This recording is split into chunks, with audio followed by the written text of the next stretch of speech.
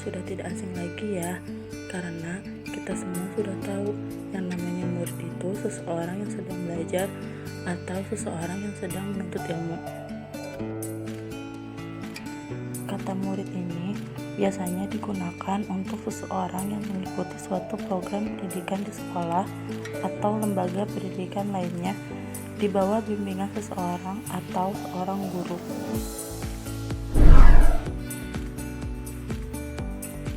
Namun, adapun permasalahan yang sering muncul pada anak sekolah dasar. Yang pertama itu, anak malas belajar. Anak murid itu sangat sulit sekali diminta untuk belajar. Sebenarnya itu tergantung bagaimana kondisi anak itu sendiri. Solusinya yaitu dilihat lagi bagaimana penyebabnya itu sendiri.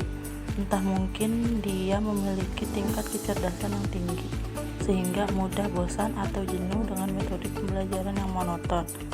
Jika hal itu terjadi, sebaiknya guru memberikan materi yang lebih menantang dan meminta anak untuk mengajar teman-teman yang lainnya.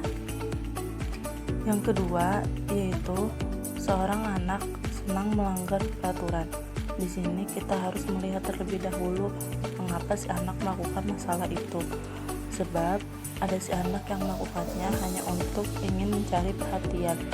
Adapun yang melakukannya karena hal itu menantang.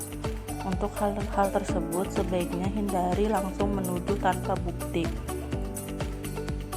Namun, cari tahu juga bagaimana mengapa anak melakukannya. Lalu berikan konsekuensi terhadap anak tersebut. Yang ketiga, suka melakukan bullying kepada siswa lain.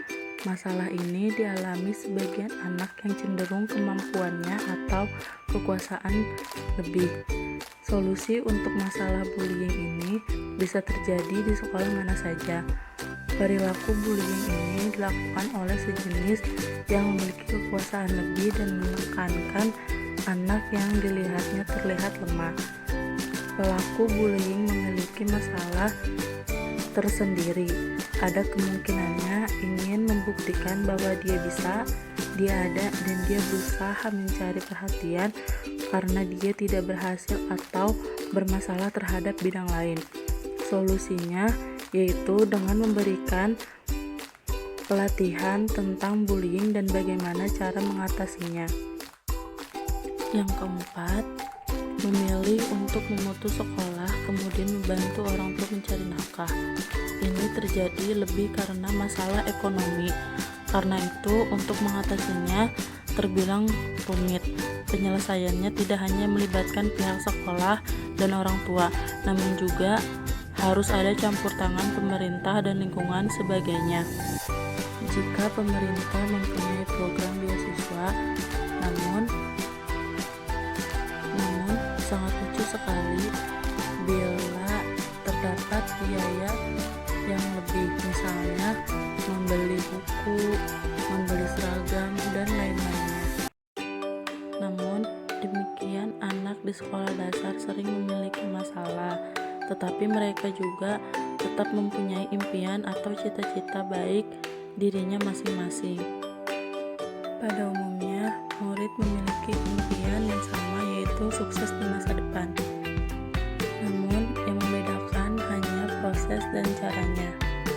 Misalnya, terdapat seorang anak murid yang tidak fokus saat pembelajaran berlangsung, tetapi dia sangat gemar sekali mengikuti pembelajaran seni budaya. Misalnya, seni musik. Nah, dari contoh tersebut dapat disimpulkan bahwa anak cenderung menyukai seni musik dan seorang guru harus mengetahui hal tersebut karena tidak boleh ada pemaksaan dari sebuah minat seorang murid.